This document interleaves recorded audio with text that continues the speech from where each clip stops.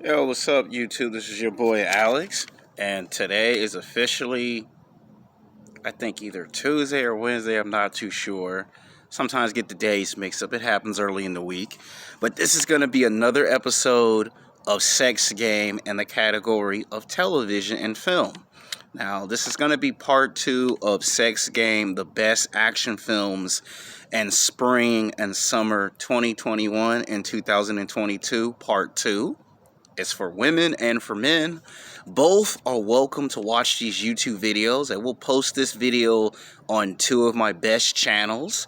So it doesn't matter if you watch my old original channel or if you watch one of the new premiere channels. It's going to be giving you a breakdown synopsis on movies that are coming out during spring and summer of this year. Keep in mind, I will make a third video because I can't put all the videos on one list. It'd be way too long of a video. I don't think anybody want to sit through no 35, 45, or 60 minutes of a video just for me to talk about movies that are coming out in spring and summer. It's okay if it's 15 to 20 minutes, 25, but once you get like 35, 45 minutes, people don't want to sit there and, have a long, lengthy video be all drawn out. They want me to get straight to the point of each movie that's coming out. So we're trying our best to cut down on the time and not make the videos too long and too short, because that was a complaint that I got last year, that I made videos sometimes too long. Sometimes the videos were out of nowhere. They didn't like that either. So they want me to make videos strictly on schedule basis. And from now on, every time I make a video, sometimes at the end of this video or at the start of the video, I will tell you the running time so you will know exactly what the running time is. Sometimes it'll be accurate, sometimes it'll be unpredictable. Alright, this one's going to be called Sex Game, the best action films in spring and summer 2021 and 2022 part 2. It is for women and for men of all races and all ages. Doesn't matter if you're black or white, young or old. Doesn't matter if you're from planet Venus, planet Mars. The video is gender neutral. No discrimination of any kind. Anyone can watch this video. Even if you don't watch videos about television and film or filmmaking, you're still welcome to watch this video.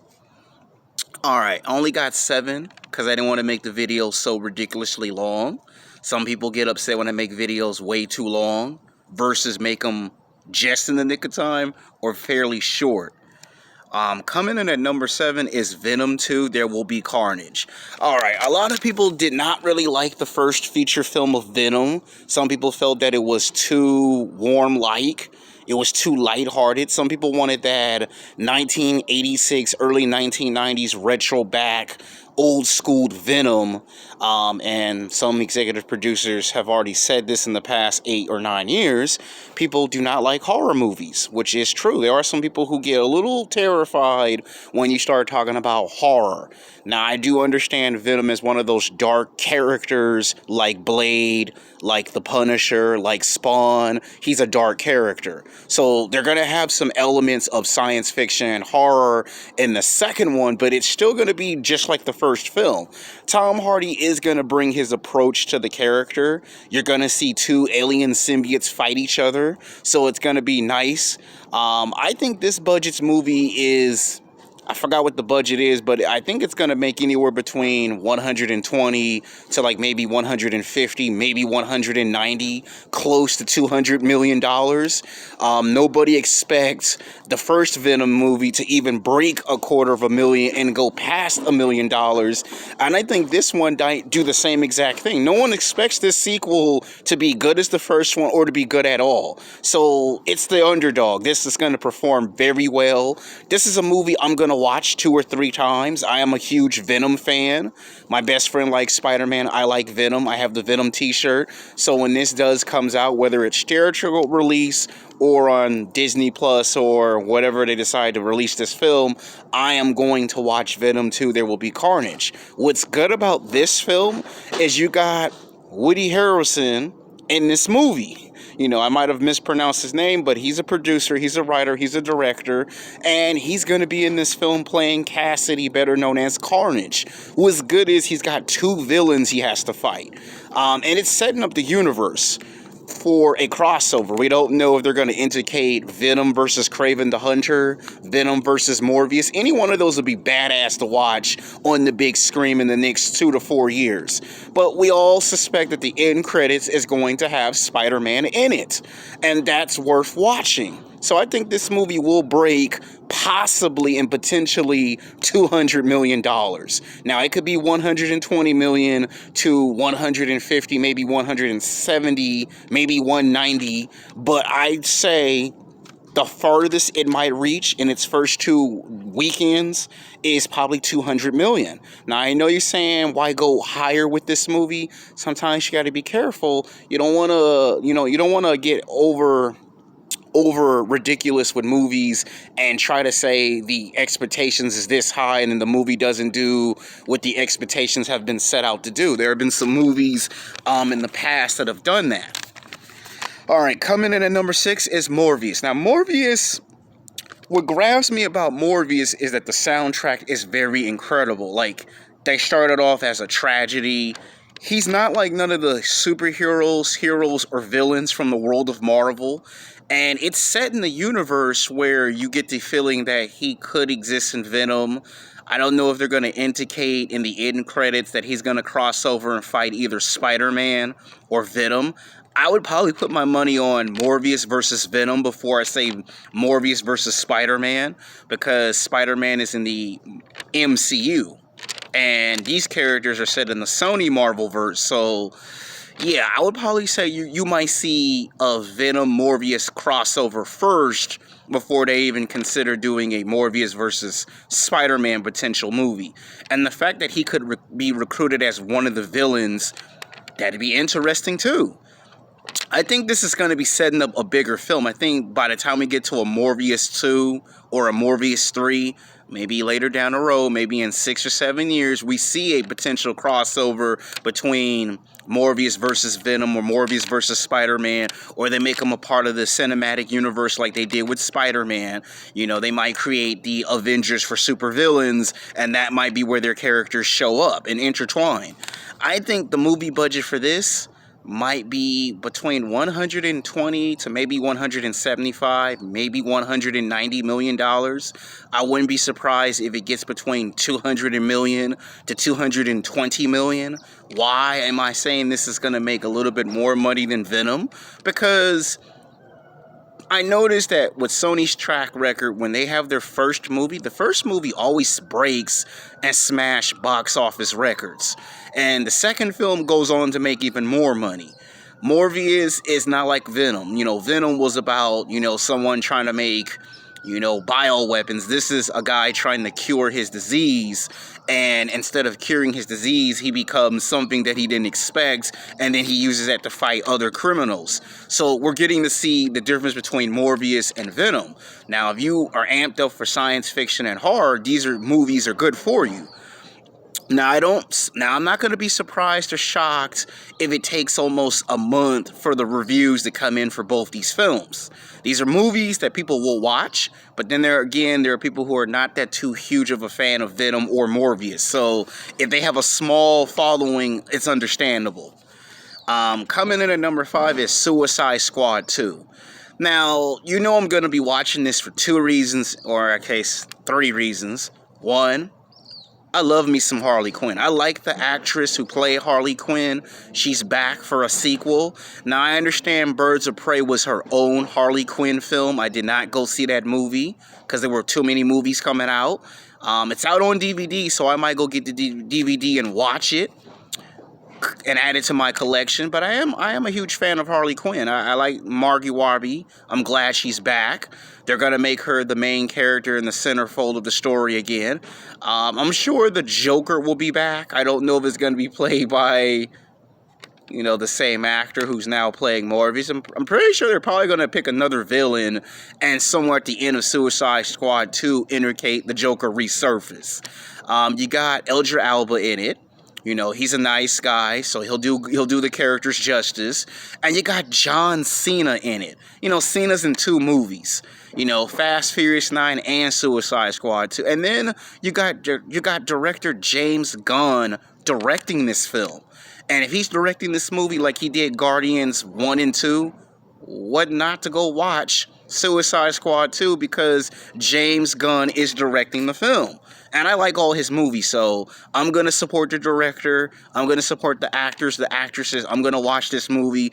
Whether this movie surprises me, blows expectations out of the water, I'm going to watch the movie simply because the set looks great. One of the things they improved on was the costume designs. The dialogue got better. The writing's better. The directing, the writing, all of that's better because of James Gunn. And everyone looks like the characters that they're playing. Now, I'm not saying that's not what the case was in the first Suicide Squad movie. The first Suicide Squad was jam-packed with action. This has just as much action. The difference is when you hear the name Suicide Squad, it's Suicide Squad like from the comic books. And I'm sure Amanda Waller is going to be the main character, the main focal point of the story, who brings the characters back to go do special missions that no one else is going to do. And I'm sure they're going to put a twist in there. Like, I'm sure they're going to make some reference to Batman or Superman or any other DC character towards the middle and the end of the film like they did the first one. You know, we might get a different cameo. It may not be Batman. It might be Flash. It might be someone else from the DC universe. But it'll be interesting to see what they do in Suicide Squad 2. I can't wait for this movie. I did enjoy the first film. I'm going to watch the second one. I think this movie will gross between 120 to like maybe 165, maybe 180 million. Again, I won't be surprised if it breaks $200 million, because the first one, no one expected it to make any money, and it did. And again, no one expects this movie to do anything until they found out James Gunn is directing it. You know, it may go past 200 million. It may go to 300 million. It may get close to 250 million. Who knows how far its budget or how much money it can make back from total box office sales. Coming in at number 4 is Candyman 4. Now, it's been about 22 years since they've even made a Candyman remake. This is like a sequel, soft reboot. And you should know who wrote parts of the script, who produced, who executive producer, if not director. And it's the guy who did Get Out and Us. And he's very good at giving the horror genre in Hollywood its resurgence. Most people do not watch psychological thrillers. This is a combination of a psychological thriller mixed in with some suspense, acting, and drama, not just your, run-of-the-day mill horror movie. This is more of a psychological thriller. This is more of a I'm gonna mess with your mind type of concept film. This is one of those movies where it makes you think at the end of the movie, was the good guy right? Was the good guy wrong? It's one of them type of films. Not everybody's a huge fan of that type of genre. It is a new genre that's been around for the last 12, 13 years. You look at movies like Saw. Saw was kind of like that. It was a horror / psychological thriller with some suspense and action and acting drama in the film. So this is kind of like on the same level as that. Now, what do I expect from this film? Quite frankly, I've seen the trailer. I can't wait for the movie to come out. I can't wait to see how they make the connection between the main character, played by Tony Todd, and his son or grandson realizing he has the same capabilities as his father, and how is it he remembers all these things from the past 3 films. If you ain't never seen the Candyman films of the 1990s, those are some classic films. There's the first film, I'm not going to spoil it for no one that's never seen it. And then there's Candyman 2 and Candyman 3. It's kind of like our version of Nightmare on Elm Street, if you look at it from that type of sense. So I'm curious to see how they connect the dots, like how the son finds out his dad's alive and how come no one never told him about his past. So that's quite interesting on how they're going to make a connective tissue in that timeline. All right, coming in at number 3 is John Wick 4. Now, I'm anticipating this film. My man Keanu Reeves is going to have one of the biggest years of 2021. I mean, this guy's in not one, not two. This guy's like in 4 films. This guy did Matrix 4 and John Wick 4, and then turned around and did John Wick 5, and then turn around and go be asked to do a video game called Cyberpunk 177. I'm sure I got the name spelled backwards by accident. I apologize. And then he's doing Mission Impossible 7. So that's quite interesting. He in a lot of these big budget films. But we're talking about John Wick 4. To me, it's going to pick up where part 3 left off. I enjoyed the 3rd film. I predicted that in John Wick 4 or in John Wick 5, they're going to make it to where the girl that you saw in the 3rd film, that's actually his girlfriend who supposedly passed away in the 1st film. Because you got to think about it. Why in all 3 films he keeps looking at pictures of her and they keep showing you flashbacks? You have to actually, you got to ask yourself that question. Why they keep showing flashbacks of the girl that passed away in the 1st film? Because it's going to tease something bigger in John Wick's 4 and 5 and potentially John Wick 6. 4, I expect it to be 2.5 hours. It's going to be just like John Wick 2 and 3. The set's going to remain the same. He's going to be in some city, some country, and he's just going to go do what he does best, kick ass and take names. That's what I love about John Wick. Less questions, less talking. Let's get the ass whooping. So we're going to see some John Wick do what he does best. On the other hand, Keanu Reeves is back again with Matrix 4. Now, it's been about almost 12, 13 years since Matrix Revolution, and people are curious to see what is he going to bring to the approach of Neo and Matrix 4. I do believe Matrix 4 is going to answer the question we all had at the end of the 3rd film. Can the Chosen One come back, and can he be what he was from before? You know, now there are a lot of villains in the Matrix universe. A lot of people are upset that the actor who played Agent Smith in those 3 films sadly won't be in the 4th film. Now, they already confirmed there will be an agent to come in and still challenge Neo, and that another villain that we've seen in the last 2 films will be the main villain. Now, I do believe somewhere in the Matrix 5 or a Matrix 6, potentially, I do believe Agent Smith will resurface and do what he does best. Congratulations, Mr. Anderson. Welcome back. We missed you. You know, somewhere in the Matrix 4 movie going into Matrix 5, because they filmed both these films back to back, you know they're going to have some cameo or some flashback of Agent Smith just sitting there waiting for the right time to get payback on Neo. Now, they say this is supposed to be a before and after type of film, meaning it's going to go back to 5 or 10 years before the events of the first 3 films, because they're going to be showing us a young version of Morbius and Niobe and Ghost and the Oracle and the Architect and all those original characters. And then we're going to see after, like, what happened after the 3rd film. And Trinity comes back, Neo comes back, and there's going to be a mix of old and new villains. It's going to be kind of like the video game called Matrix: The Path of Neo. So it's kind of like taking a reference from that. So Keanu Reeves is going to me have by far the biggest year, because this guy's like in a lot of movies. Coming in at number 1, the most watched and anticipated Marvel Cinematic Universe movie in the MCU, Spider-Man 3. You can't tell me that anyone's not pumped up and excited for Spider-Man 3.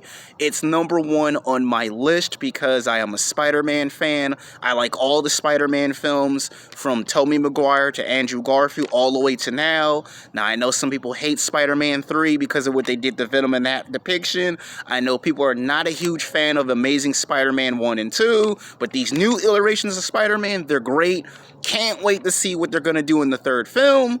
We do know that there could be potential villains. There's talk of the Hobgoblin. There's Sandman. There's Rhino. We might see Peter Parker Spider-Man become the Black Spider before we get an actual Venom in here.